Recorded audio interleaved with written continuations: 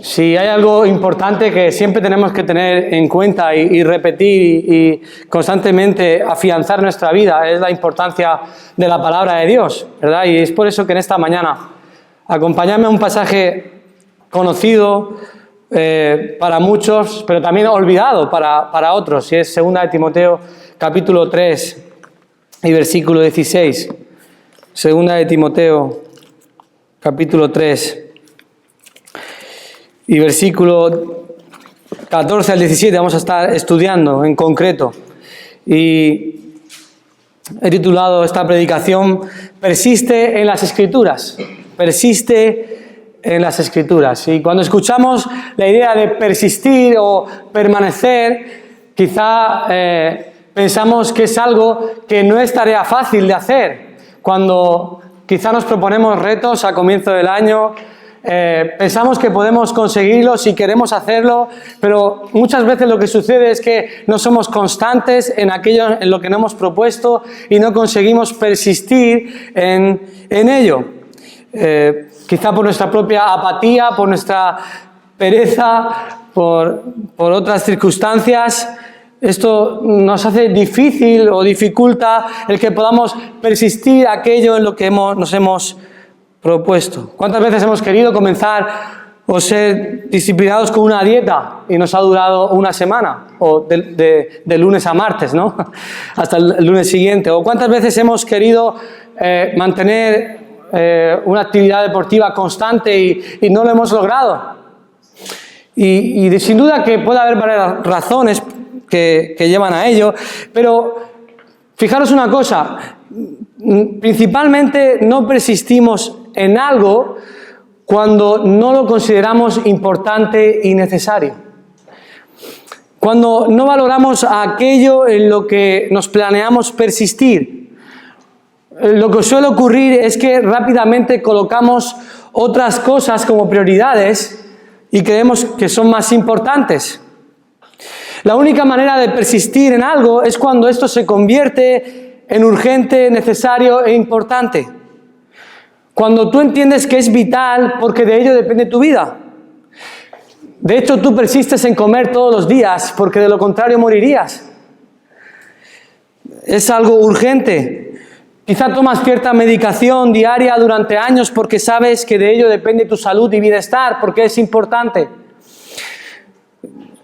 Quizá haces otras cosas, quizá trabajas durante años y llegas a tu jubilación con más de 35 años cotizados porque sabes que sin ello no puedes vivir, lo necesitas y es urgente y prioritario. Esto entonces cobra valor prominente en tu vida y persistes en ello sin dudarlo. Y el pasaje en el que nos encontramos en esta mañana es un llamado urgente, importante, a persistir en algo de lo que depende tu vida espiritual. A alimentarte sanamente para no enfermar y morir. Es un mandato necesario porque aquello en lo que se persiste es de un valor incalculable en sí mismo.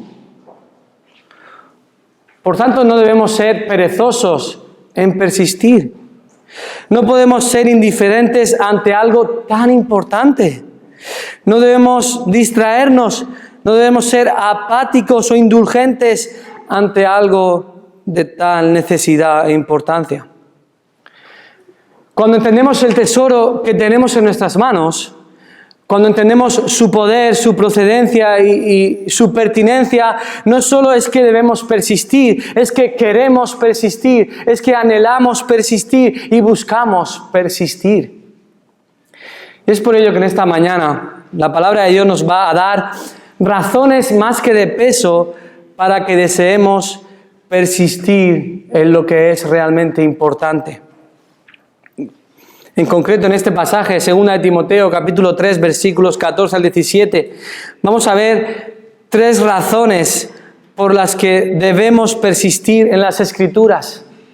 3 razones por las que debemos persistir en las Escrituras.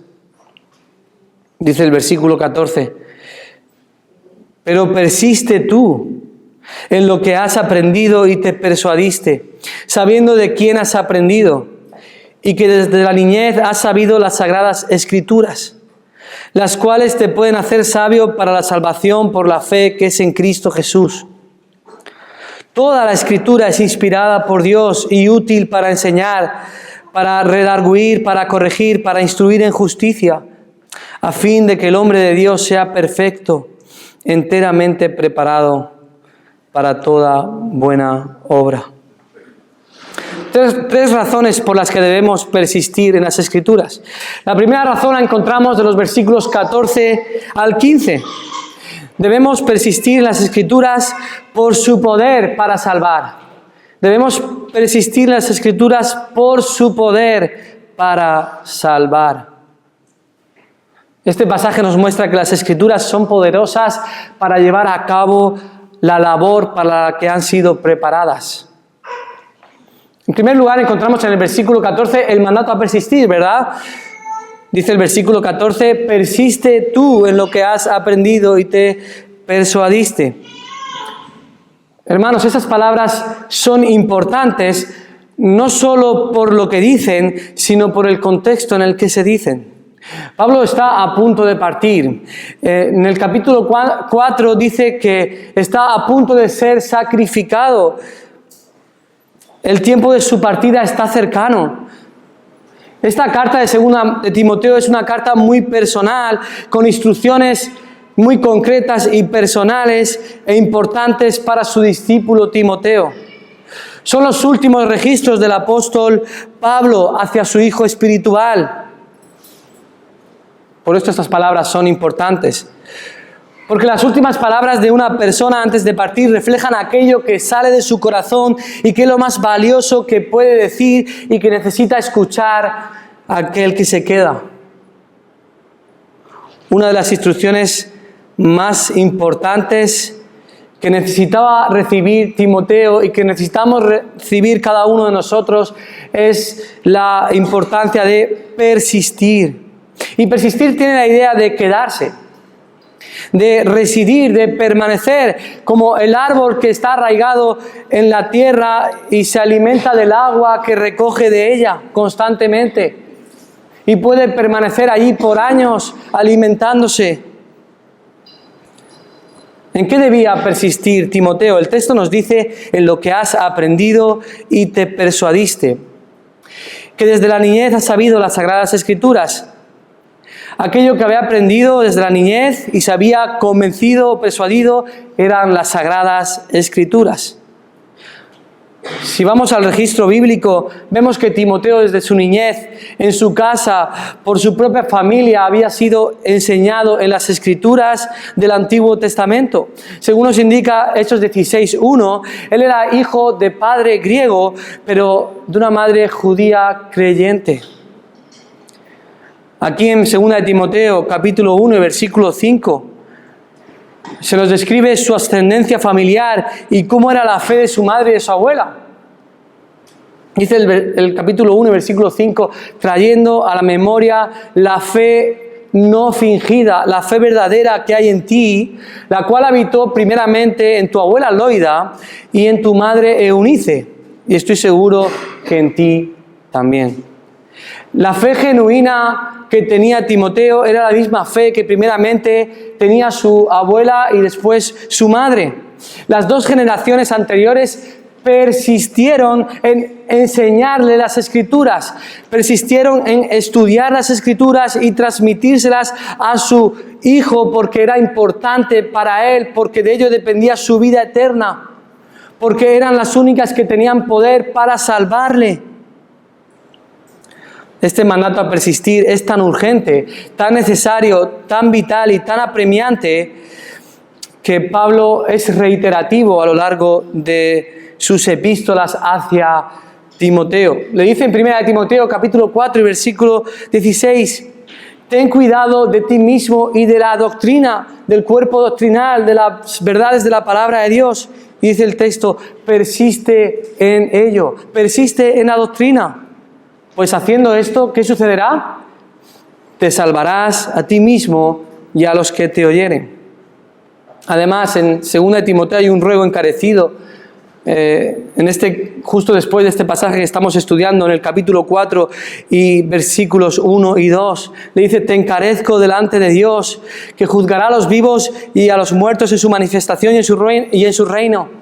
Que prediques la palabra, que transmitas aquello que tiene poder para salvar, que no te dediques a otras cosas que son menos importantes y que la gente no necesita. La gente necesita las Escrituras, por eso necesitas persistir en ellas y en predicarlas. Redarguye y reprende, exhorta con toda paciencia y doctrina.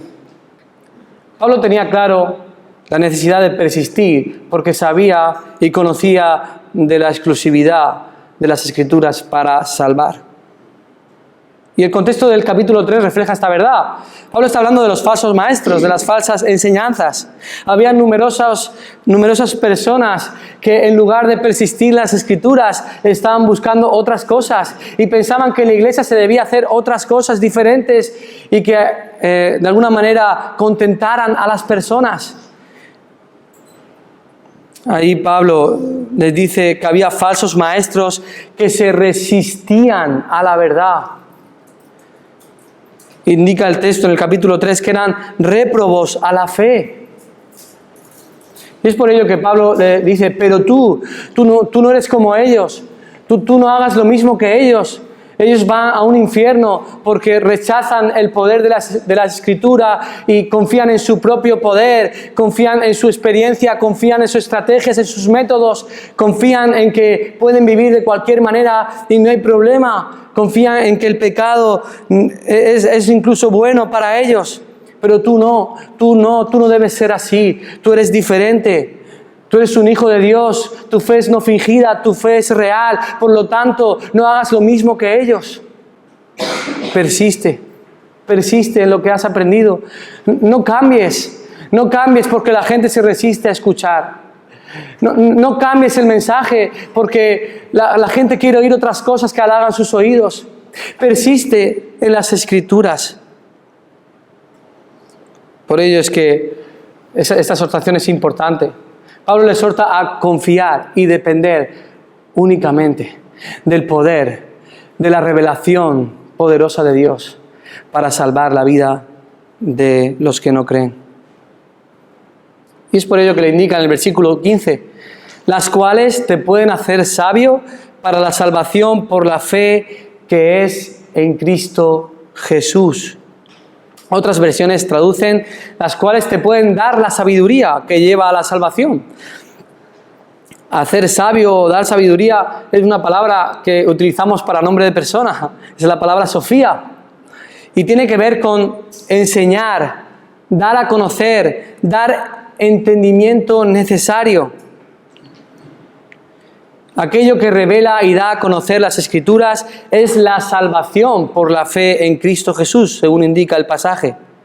Las Escrituras son poderosas para revelar al hombre la verdad sobre su condición y la verdad sobre el Evangelio para su salvación. Revelan que es pecador, revelan que va a un infierno, revelan el ofrecimiento misericordioso de perdón y redención para todos aquellos que ponen su fe en Cristo. Las Escrituras, no solo en este pasaje, sino por todos lados, reflejan la verdad de su poder para salvar y llevar a cabo el propósito de Dios. Salmo 19:7 dice que la ley de Jehová, la ley del Señor, es perfecta, que convierte al alma, que transforma el alma. Romanos 10:17 nos dice que la fe es por el oír por la palabra de Dios. Primera de Pedro 1:23 nos dice que hemos sido renacidos no de simiente corruptible, sino de incorruptible por la palabra de Dios que vive y permanece para siempre. Timoteo, debes confiar en que es la palabra de Dios la que Dios usa para salvar a las personas. No confíes en tu propia sabiduría humana. Tú no puedes convencer a nadie. El Espíritu Santo convence de pecado por medio de la palabra. No busques estrategias, no busques métodos nuevos para impresionar o llamar la atención. Lo que le agrada a Dios, según 1 Corintios 1:22, es salvar a los creyentes por la locura de la predicación, por la proclamación de la palabra de Dios. No hay otro método, no hay otra estrategia. Por tanto, dediquémonos a proclamar aquello que Dios ha determinado que tenemos que hacer, aquello que Dios ha determinado que debemos proclamar, el método que Él ha establecido para salvar. Cuando diluimos el Evangelio y no lo predicamos conforme la Escritura enseña, estamos siendo un estorbo para que el Espíritu Santo obre en las personas. Si centramos el Evangelio en satisfacer los deseos de las personas, en darle bienestar, o centramos el Evangelio en la persona, entonces esa persona nunca va a llegar a su condición de pecador para venir a Cristo. Un Evangelio que solo resalta ciertas verdades para no ofender y oculta la realidad de la justicia y del pecado y la ira de Dios, es un Evangelio que no salva. Un Evangelio sin la verdad de la Escritura no puede salvar. Y esto apunta a que debemos persistir en las Escrituras porque tiene poder para salvar, y debemos predicar el Evangelio que se narra y que se demuestra y que se evidencia en las Escrituras. No debemos predicar un Evangelio para satisfacer, tampoco para entretener, ni utilizando nuestros argumentos humanos o filosofías que creemos más convincentes.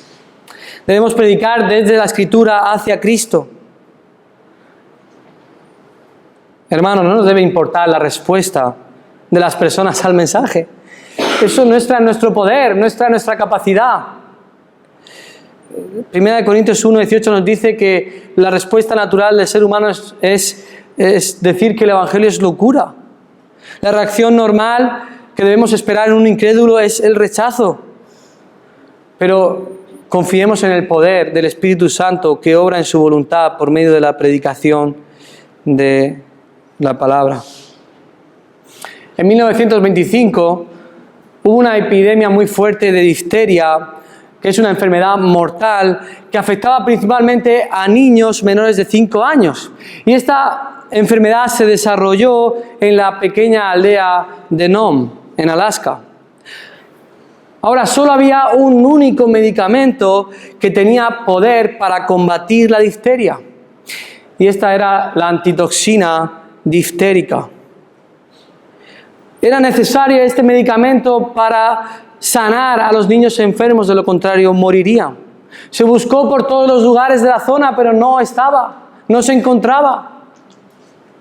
Por telegrama, las autoridades se enteraron de que había algunas existencias en Anchorage, a más de 1.600 kilómetros de Nome.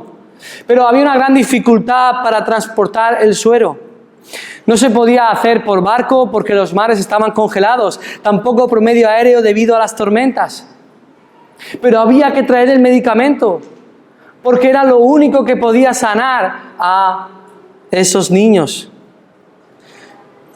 No desesperaron, sino que buscaron la manera de hacer llegar el medicamento a estas personas. No buscaron otro medicamento parecido, no utilizaron medicinas naturales porque no servían. No buscaron estrategias, no inventaron una vacuna nueva.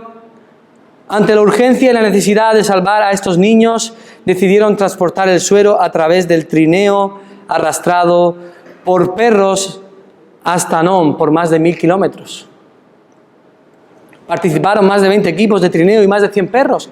Hicieron todo lo que estaba en sus manos para conseguir el singular y poderoso medicamento. Se logró. Y muchos niños fueron sanados y se salvaron gracias a este medicamento y a la hazaña que consiguieron lograr durante más de 1.000 kilómetros transportándolo. Y esta hazaña apareció en las portadas de todos los periódicos del mundo. Incluso conocemos que se llevó a la gran pantalla más adelante en la película de Balto. Y fijaros, en ese mismo año se erigió una estatua de bronce en el Central Park de Nueva York en honor a este perro, porque es la figura más representativa de este grupo, y figuraba esta inscripción: resistencia, fidelidad, inteligencia. Tal fue la influencia que todavía figura allí, puedes ir a verla. Hermanos, tenemos en nuestras manos el único medicamento eficaz y poderoso para salvar al incrédulo. Es ridículo y un error muy grave tratar de buscar nuevas estrategias, nuevos antídotos que no tienen ningún poder. Nuestra única misión es transportarlo con fidelidad y resistir a aquellos que no lo quieran hacer. Debemos transportarlo, cueste lo que cueste, porque es el único que puede salvar. ¿Confías en el poder de la Escritura para salvar? ¿Estás siendo responsable en transmitir con fidelidad el mensaje sin importar la respuesta? En primer lugar, hemos visto que debemos persistir en las Escrituras por su poder para salvar. Ahora, en segundo lugar, vamos a ver que debemos persistir en las Escrituras por su procedencia divina. Por su procedencia divina. Versículo 16. Versículo 16, la primera parte, dice así: toda la Escritura es inspirada por Dios. Y este versículo nos revela la razón de su poder, la causa de por qué tiene poder y es eficaz. La Escritura es poderosa para salvar debido a su origen. La naturaleza de su autor le confiere tal poder al escrito, como ya decía nuestro hermano. El poder, la perfección e infalibilidad de las Escrituras proviene del poder, la perfección e infalibilidad del que las reveló. El texto afirma: toda la Escritura es inspirada por Dios. Y con toda se refiere a toda ella sin excepción. Es decir, cada una de las palabras de las Escrituras son inspiradas y todas las partes de las Escrituras son inspiradas. Inspirada literalmente significa exhalada por Dios, el aliento de Dios. El proceso de inspiración revela también el medio en cómo Dios reveló su palabra. Sabemos que Dios habló muchas veces, ¿verdad? Y de muchas maneras. Hebreos 1 nos dice que habló muchas veces y de muchas maneras. Y realmente Dios se reveló en ocasiones por teofanías, habló por visiones, habló por sueños, habló a través de su ángel. Pero, hermanos, cuando acudimos al Nuevo Testamento vemos que la revelación más contundente, completa, significativa y definitiva de Dios al hombre es la Escritura. La inspiración se puede resumir como el proceso por medio del cual, por medio del Espíritu Santo, Dios se reveló a los hombres utilizando sus propias capacidades, estilo, pensamientos y vocabulario para que escribieran las palabras que Dios quería transmitir. Dios no anuló la voluntad de los hombres, sino que actuó por medio de ella. Segunda de Pedro 1:21 nos afirma que nunca la profecía nunca fue traída por voluntad humana, sino que los hombres de Dios hablaron siendo movidos, impulsados por el Espíritu Santo. Dios movió a los escritores para inspirar los escritos. Por tanto, toda la Escritura es confiable, digna de crédito y tiene toda la autoridad porque viene de parte del mismo Dios y el proceso de inspiración lo corrobora. Dios está detrás. No es una obra humana traída por voluntad humana y fruto de la condición humana caída. Es una obra perfecta de Dios. Algunos afirman que el apóstol Pablo está diciendo aquí que solo el Antiguo Testamento es inspirado, ya que si leemos dice toda la Escritura. Y cuando hablamos de escritura, realmente el término es una referencia primariamente al Antiguo Testamento. Pero la palabra de Dios nos confirma y sabemos sin duda que este término ya lo estaba utilizando Pablo y otros autores y los apóstoles para referirse a las escrituras del Nuevo Testamento que se estaban revelando, habían sido reveladas hasta ese momento. Mirad dos simples ejemplos. 1 Timoteo 5, 18. En 1 Timoteo 5, 18, Pablo le está dando unas instrucciones a Timoteo sobre los ancianos de la iglesia. Y allí en el versículo 17 afirma: los ancianos que gobiernan bien sean tenidos por dignos de doble honor, mayormente los que trabajan en predicar y enseñar. Y ahora dice el versículo 18, pues la escritura dice, no pondrás bozal al buey que trilla. ¿Y a qué se está refiriendo aquí el apóstol Pablo? Pablo se está refiriendo a Deuteronomio 25:4. Hasta aquí estamos todos de acuerdo. La escritura, Deuteronomio 25:4, el Antiguo Testamento. Pero ahora dice, y digno es el obrero de su salario. ¿De dónde saca Pablo esta frase? Esta frase es una referencia a Mateo 10:10 y a Lucas 10:7. Por tanto, el apóstol Pablo está afirmando que los evangelios, los cuales pertenecen al Nuevo Testamento y ya estaban revelados en ese momento, eran escritura. La escritura dice, y Mateo y Lucas son escritura. Otro ejemplo lo vemos en 2 de Pedro 3, versículo 15 y 16. Ahí en 2 de Pedro, Pedro está hablando del día del Señor. Y después de presentar una defensa de la realidad de la venida de Cristo y alentar a los creyentes a esperar en sus promesas, les dice, versículo 15 del capítulo 3 de 2 de Pedro, tened entendido que la paciencia de nuestro Señor es para salvación, como también nuestro amado hermano Pablo, según la sabiduría que le ha sido dada, os ha escrito. Y dice el versículo 16, casi en todas sus epístolas, se está refiriendo ahora a sus epístolas, hablando en ellas de estas cosas, entre las cuales hay algunas difíciles de entender, las cuales los indoctos e inconstantes tuercen. Y ahora la frase clave para entender esto. Como también las otras escrituras para su propia perdición. Esta frase, como también las otras escrituras, está dando a las epístolas de Pablo el mismo valor que al resto de las escrituras. En otras palabras, se está refiriendo a las epístolas de Pablo como las mismas escrituras, como la palabra de Dios. Por lo tanto, tanto el apóstol Pedro como el apóstol Pablo, y entendemos que había unanimidad en todos los apóstoles y en la primera iglesia, todos ellos consideraron lo que hasta ese momento se había revelado del Nuevo Testamento como la palabra de Dios, las Escrituras. Por tanto, debemos afirmar con rotundidad, toda la Escritura, toda la palabra de Dios, toda la revelación de Dios, tanto el Antiguo Testamento como el Nuevo Testamento, todo es inspirado por Dios.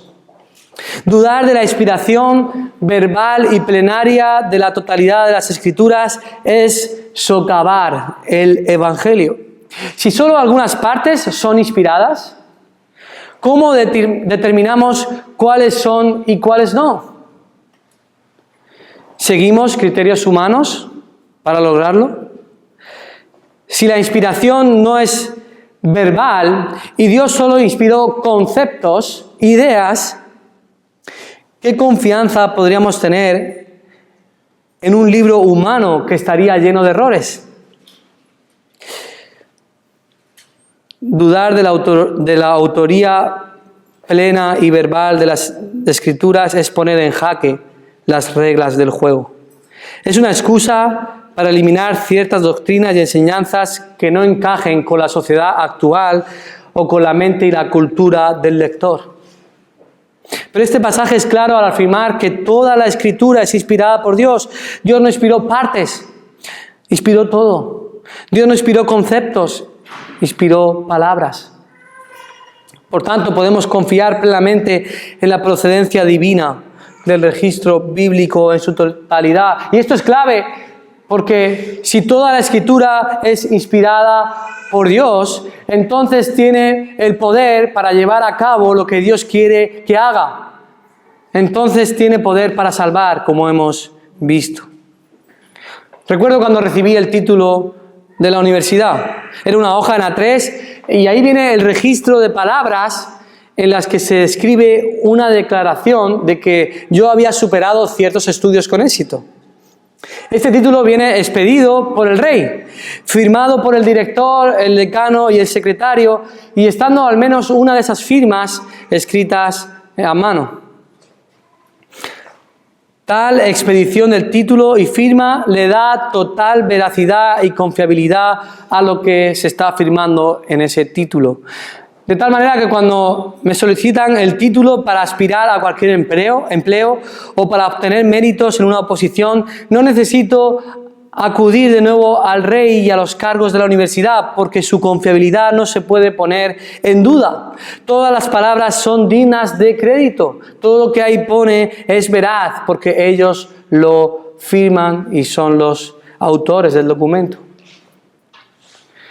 Hermanos, podemos confiar plenamente en la veracidad de las Escrituras porque vienen firmadas por el mismo Dios. Todas son palabra de Dios inspiradas por Dios. Han sido expedidas por Él. No necesitamos más pruebas. Tenemos el registro fidedigno y confiable de la verdad revelada de Dios. ¿Confías tú en la palabra como inspirada verbalmente y plenamente por Dios? ¿Cómo sabes si confías en la palabra? Cuando ésta tiene toda la autoridad en tu vida.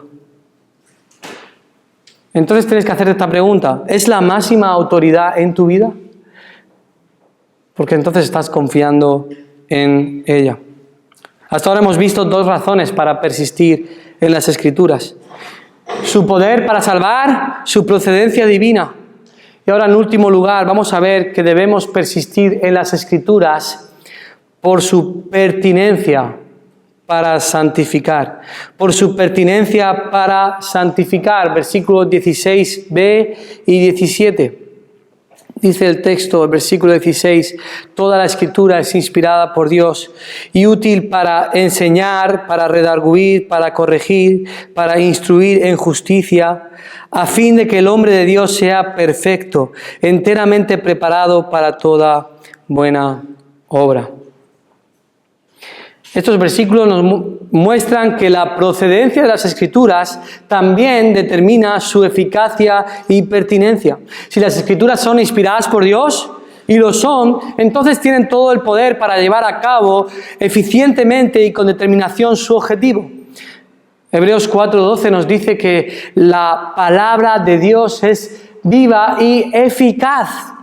Más cortante que toda espada de dos filos, penetra hasta partir el alma y el espíritu, las coyunturas y los tuétanos, discierne los pensamientos y las intenciones del corazón. En Isaías 55:11, ahí el profeta afirma esta misma verdad. Dice el texto, Isaías 55:11, porque como desciende de los cielos la lluvia y la nieve, y no vuelve allá otra vez, sino que riega la tierra y la hace germinar y producir, y da semilla al que siembra y pan al que come, así será mi palabra que sale de mi boca. No volverá a mí vacía, sino que hará lo que yo quiero, y será prosperada en aquello para que la envié. La eficacia y pertinencia de las Escrituras es más clara cuando vemos estos pasajes. Ahora, en nuestro pasaje, el apóstol Pablo afirma que la Escritura es útil, y esto quiere decir provechosa, beneficiosa.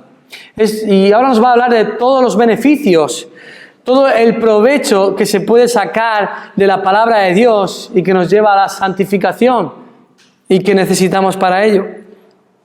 El versículo 16 nos muestra 4 maneras importantes a través de las cuales la palabra de Dios obra en nosotros.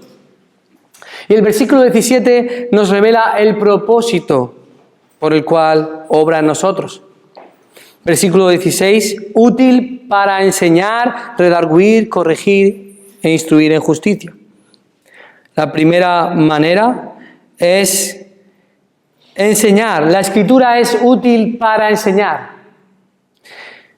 Y la palabra que utiliza aquí Pablo, también la utilizamos nosotros actualmente, y es didáctica.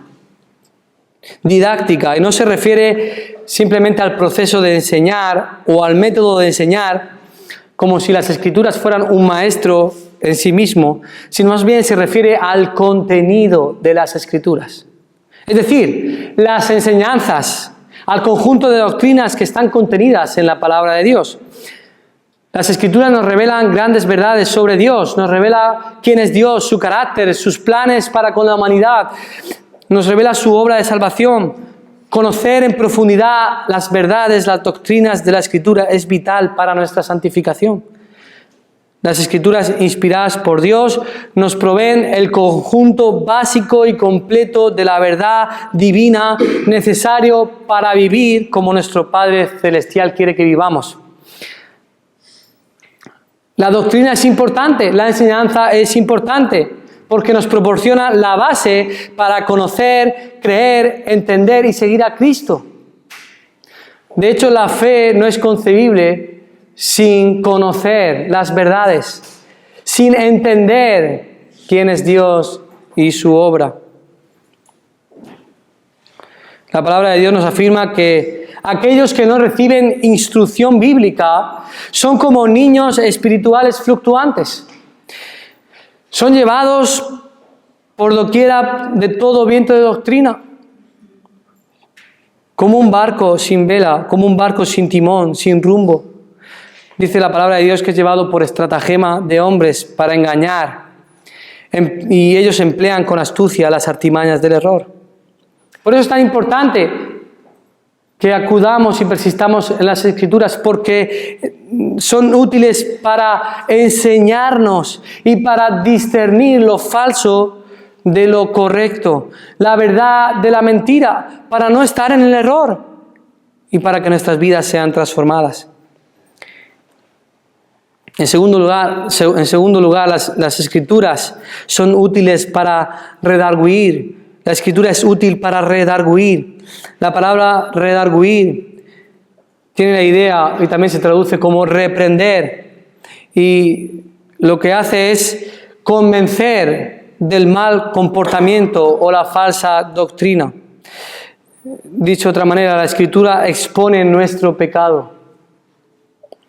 A medida que profundizamos en el conocimiento de Dios y su verdad, a medida que nos sometemos a ella, su poder saca a la luz nuestro pecado para que podamos ser conscientes de él, confesarlo al Señor y renunciar a ello para obedecer de nuevo. Esa es la idea del versículo que hemos leído en Hebreos 4:12. La palabra de Dios es como una espada cortante.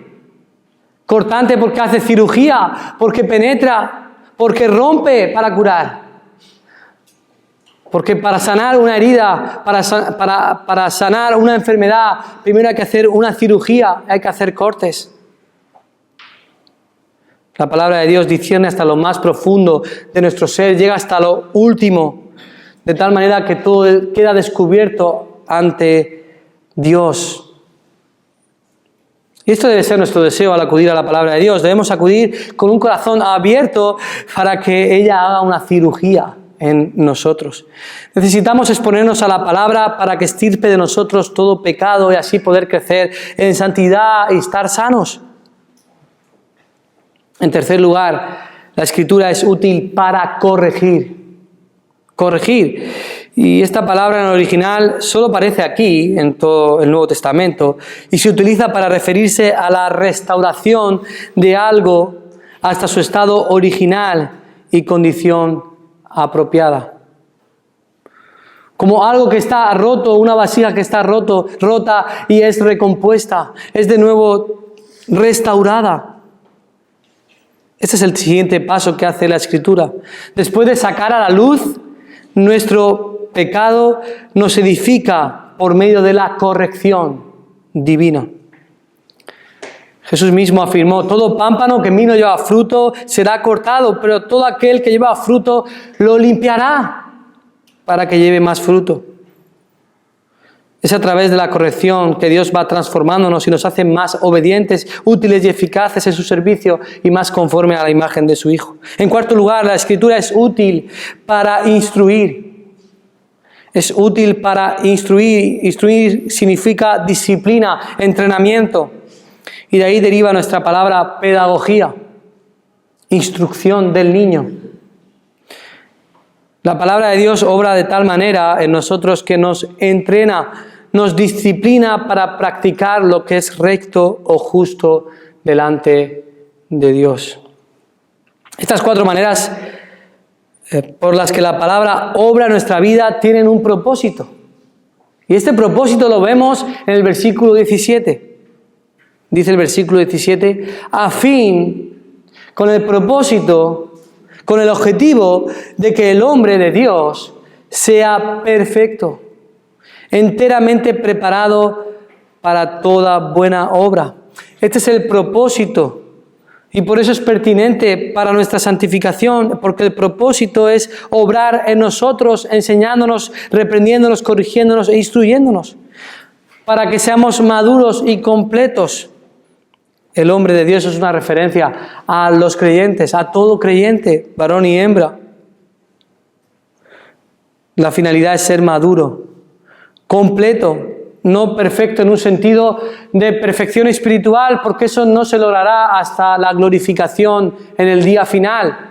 Nunca vamos a poder ser perfectos en un cuerpo caído. Hemos sido librados del dominio del pecado al ser salvos, pero no somos puros. No hemos sido eliminados de su contaminación. Tenemos poder para vencer al pecado, pero no para eliminar todo el pecado. Así que eso sucederá en un futuro. Por lo tanto, aquí no se está refiriendo tanto a una perfección en el sentido espiritual de no tener pecado, sino a la idea de una persona madura, completa. Es decir, nos equipará para vivir de una manera fiel al Señor y actuar de una manera justa que le agrade y glorifique su nombre. Por tanto, este pasaje es vital, o este versículo, porque nos muestra que la Escritura es pertinente. Y la Escritura es pertinente porque es suficiente.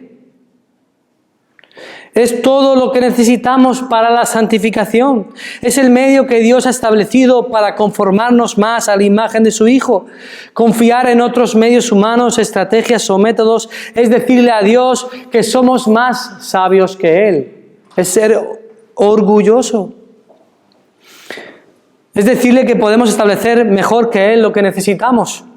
Estamos diciendo que la palabra no es suficiente. Confiemos en el Dios soberano, todopoderoso, omnisciente y en sus planes para nuestro crecimiento espiritual. Descansemos en el poder eficaz y pertinente de las Escrituras en nuestra vida. Hoy en día tenemos a nuestra disposición numerosos robots de cocina, ¿verdad? Casi todos en nuestro hogar, o la mayoría, tienen algún tipo de robot que le ayuda para cocinar. Quizá el más conocido, más famoso y el más caro es la Thermomix, ¿verdad? Está presente en muchos hogares y es un elemento imprescindible. Y no, el ánimo no es hacer publicidad, no quiero que la compréis si no es necesario, pero es uno de los robots que más utilidades tiene en el mercado. Según las descripciones del producto, es capaz de cubrir las funciones de más de 20 electrodomésticos de cocina. Mezcla, cocina, emulsiona, remueve, trocea, tritura, cocina, pesa, pica, bate, calienta y amasa. Además, el propio robot, tiene acceso a miles de recetas nacionales e internacionales en más de 20 idiomas. Tiene tantas utilidades que podrías pasar horas y horas investigando para sacarle todo el partido y te quedarías sin comer si te dedicaras a eso. Ahora, sin embargo, no es raro escuchar de personas que después de unos meses de comprarla, la venden. De hecho, algunos comentarios en Wallapop, fijaros, la mayoría son: la vendo por poco uso. Usada como mucho 10 veces en 3 años. Está en perfecto estado. Thermomix TM6 prácticamente sin uso, con todos sus accesorios, algo negociable. Thermomix Max Friend, Muy poco uso, razón por la cual se vende. TM6 nueva, estoy leyendo los comentarios literales. Apenas 10 usos por no usarla. Todos los accesorios, como se ve en la foto, la vendo por no usarla. Y me da pena tenerla ahí muerta de risa. Salvando las diferencias, hermanos. Muchas personas no consiguen sacarle todo el partido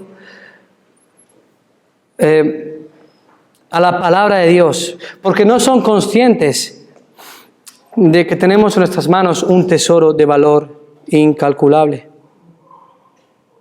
Su poder transformador y su procedencia son únicos. La Escritura es poderosa, eficaz, viva, perfecta, infalible, confiable, autoritativa, inspirada e inerrante palabra de Dios. Ella es útil para enseñar, reprender, corregir, instruir, para que seamos personas maduras, capacitadas para toda buena obra y glorificar a Dios. No la despreciemos. Deseémosla como un niño desea la leche de su madre. Escribámosla no tanto en las paredes de nuestro hogar, sino en lo profundo de nuestro corazón. No hagamos como estas personas que la venden porque no saben usarla o porque no quieren usarla.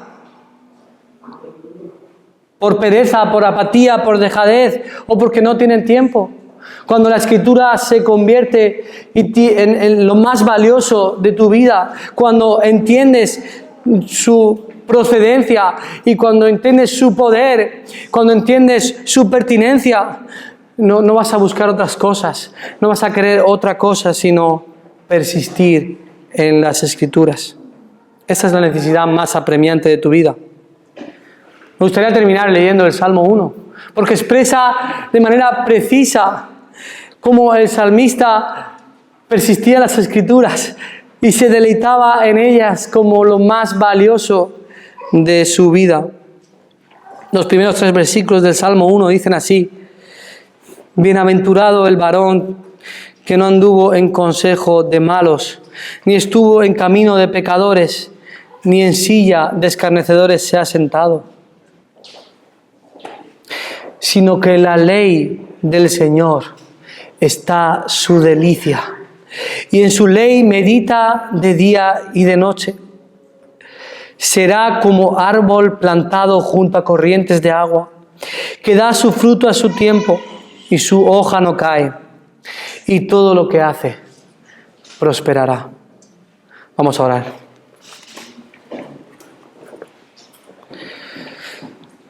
Señor, gracias por tu palabra. No podemos llegar a comprender de una manera plena todo el poder que puede tener.